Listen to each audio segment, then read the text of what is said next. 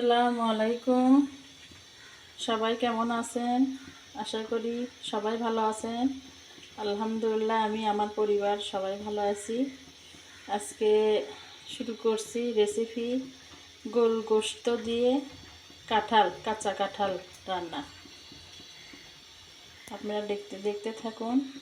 এই যে কাঁঠাল কেটে আমি ভাপ দিয়ে নিয়েছি, আর এখানে গরুর গোস্তগুলো আমি শুকনা মরিচ বাটা, আদা রসুন জিরা ধনিয়া বাটা, তারপরে তেজপাতা পেঁয়াজ সব মশলা দিয়ে আমি এখানে কষিয়ে নিয়েছি গরুর গোস্তগুলো। দেখুন, এগুলো দেখাতে পারিনি, অতিরিক্ত গরম, সময় স্বল্পতার কারণে আমি আগেই গোস্তটা আমি কষিয়ে নিয়েছি। এখন কাঁঠাল রান্নাটা দেখাবো। আমি তেল দিয়ে দিচ্ছি। কাঁঠালের রান্নায় অনেকটা তেল দিতে হয়।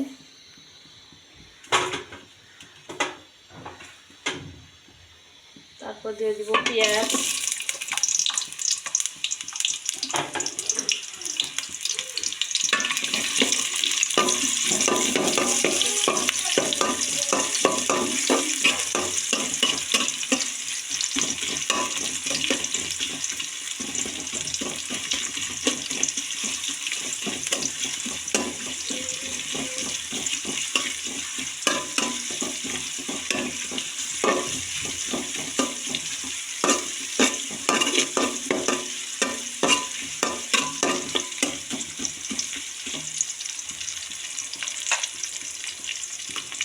আমি এখানে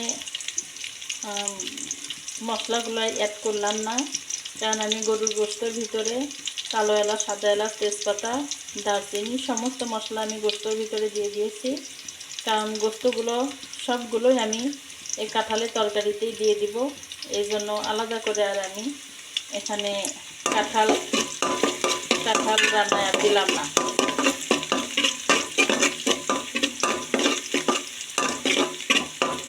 আপনারা পুরো ভিডিওটা দেখতে থাকুন, তাহলে বুঝতে পারবেন।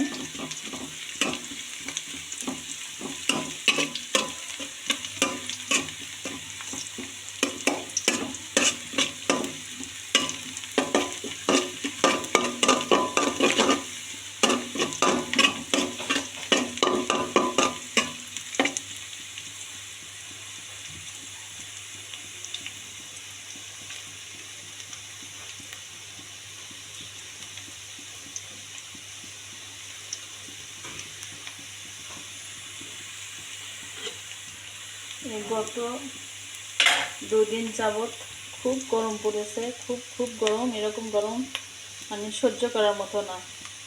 রান্নাঘরে মানে এত কষ্ট গরমের ভিতর রান্না করা, বলার আর অপেক্ষা রাখে না।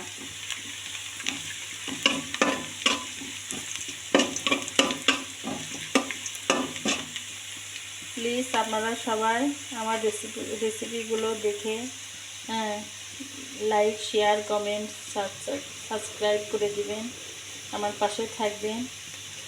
আমি এই যে ভিডিওগুলো প্রতিদিন দিচ্ছি, ছাড়ছি, কেউ দেখছে না, আপনারা কেউ কেন লাইক করছেন না, শেয়ার করছেন না, বুঝতে পারতেছি না।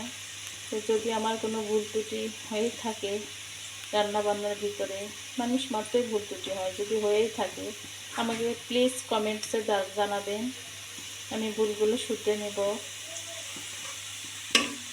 প্লিজ আপনারা আমার রেসিপিগুলো দেখবেন, ফলো করবেন।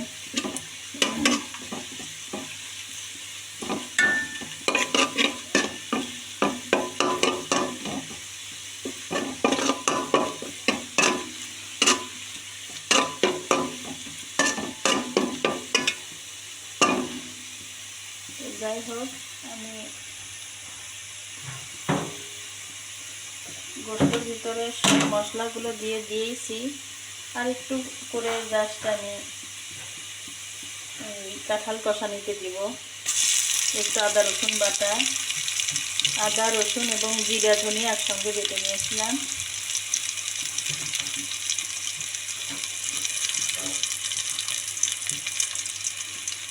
আর একটু দেব শুকনো মরিচ বাটা,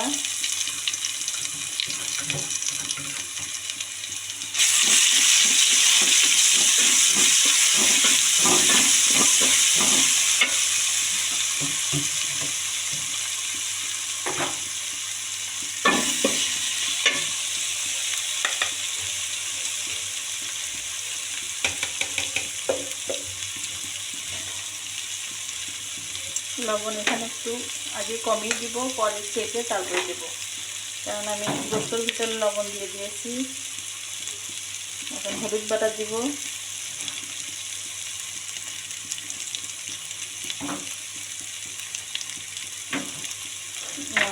গুঁড়া হলুদ দিব, সরি।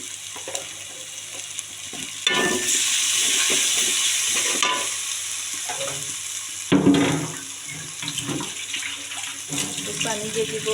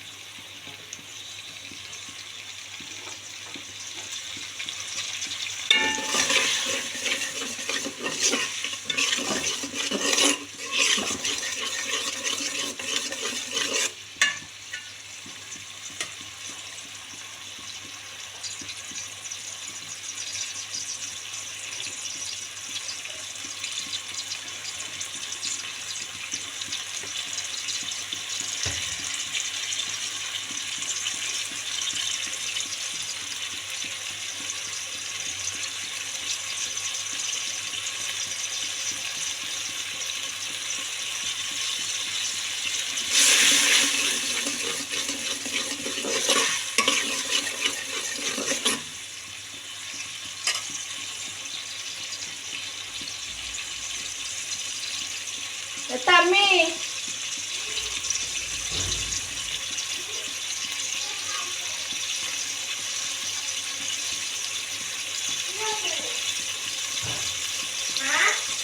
কখন থেকে খুঁজে বেড়াচ্ছি, মোবাইলটা ধর।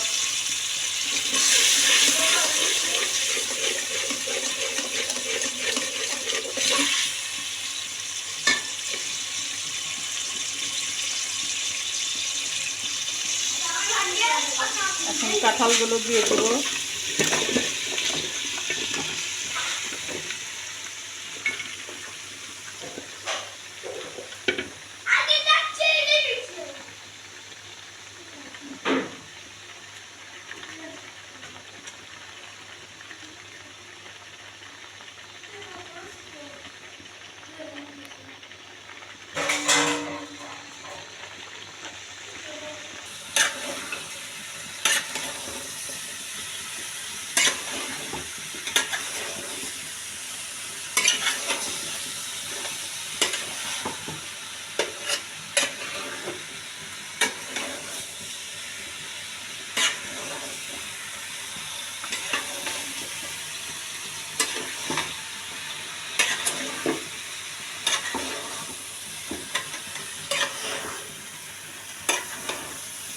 কষালাম।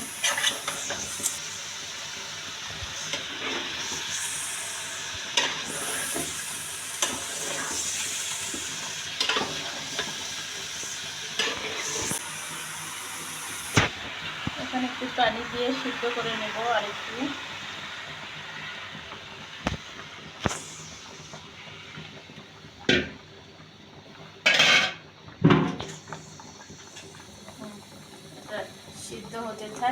তারপরে আবার আসছি।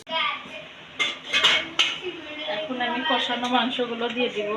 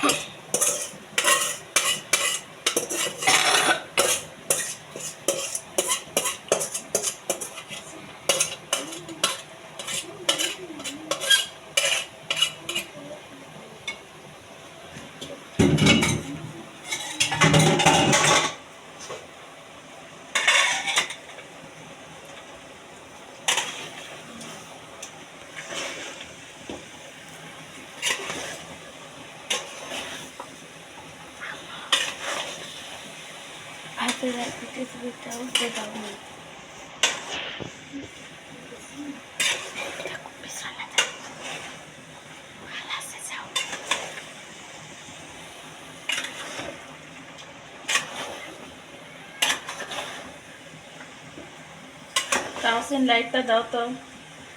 ঠিক আছে আম্মা।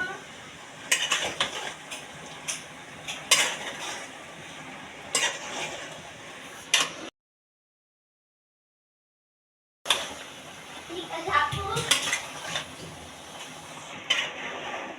বন্ধুকে দিয়েছি।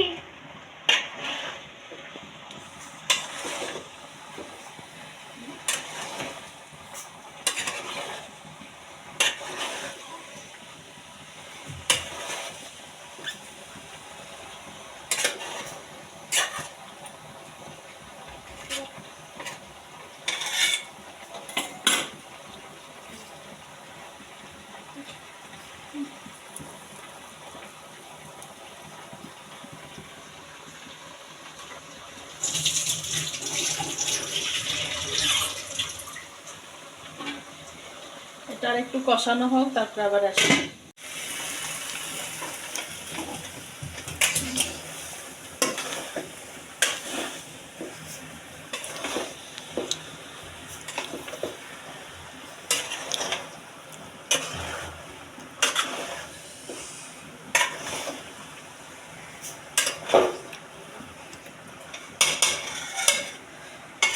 আর একটা কথা আপনাদের বলবো, আমি ভুলে গেছিলাম।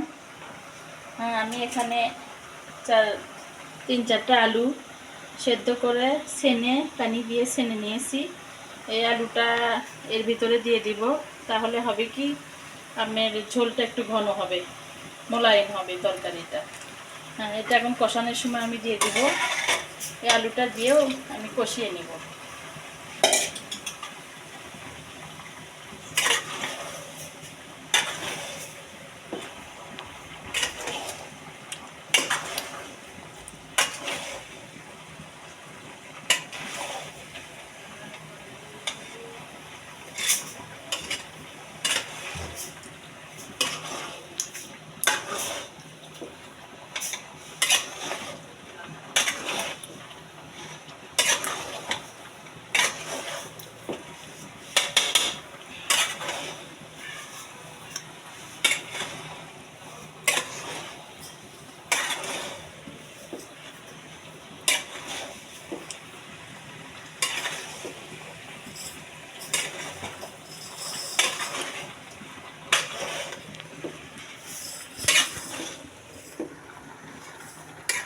এই কাঁঠালের তরকারিটা শুধু কষানোর ওপরই রান্না। এটা বারবার শুধু কষাতেই হয়, কষাতে কষাতে যখন তরকারিটা আপনার একটু মোলায়েম হয়ে আসবে, তখন আপনি ঝোল দিয়ে দিতে হবে।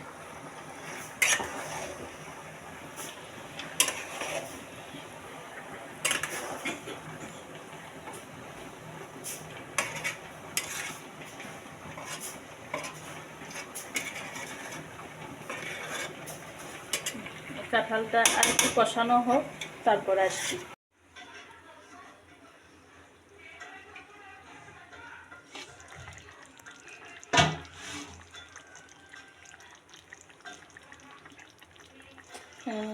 দেখুন আমার বোনেরা, আমার রান্না হয়ে গেছে। কাঁচা কাঁঠাল গরু গোশত দিয়ে রান্না হয়ে গেছে। আমি কষিয়ে ঝোলটা দিয়ে দিয়েছিলাম। এখন বলক তুলে নিয়ে জাল দিয়ে নিয়ে মানে সম্পূর্ণ করে ফেলেছি রান্নাটা। দেখুন কত সুন্দর হয়েছে গরু গোশত দিয়ে কাঁচা কাঁঠাল রান্না। এখন আমি উপর দিয়ে একটু জিরা ধনিয়ার গুঁড়া উপর দিয়ে দিব, তাহলে হবে এটা কি খুব সুন্দর একটা সুগন্ধ হবে।